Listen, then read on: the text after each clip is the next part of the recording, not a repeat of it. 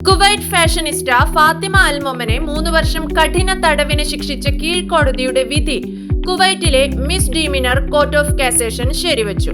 ഗുരുതരമായ നിയമലംഘനവും നരഹത്യയുമാണ് ഫാത്തിമയ്ക്കുമേലുള്ള കുറ്റങ്ങൾ. 2023 ഓഗസ്റ്റ് 24 പുലർച്ചെയാണ് കേസിനാസ്പദമായ സംഭവമുണ്ടായത്. സൂർ സ്ട്രീറ്റിന്റെയും King Fahad bin Abdul Aziz റോഡിന്റെയും കവലയിൽ വെച്ച് ഫാത്തിമ ഓടിച്ചിരുന്ന കാറ് മറ്റൊരു കാറിൽ ചെന്നിടിച്ചാണ് അപകടം നടന്നത്. അപകടത്തിൽ 2 പേർ മരിക്കുകയും ചെയ്തു. ഈ കേസിലാണ് ഇപ്പോൾ വിധി പ്രഖ്യാപിച്ചിരിക്കുന്നത്.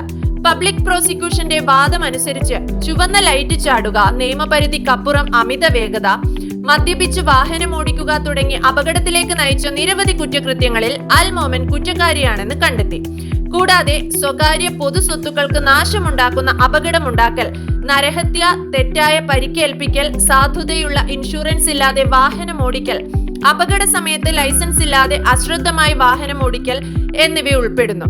കൂടാതെ ഫാത്തിമ അൽ മൊമന്റെ ഡ്രൈവിംഗ് ലൈസൻസ് 1 വർഷത്തേക്ക് സസ്പെൻഡ് ചെയ്യുന്നതും വിധിയിൽ ഉൾപ്പെടുന്നു.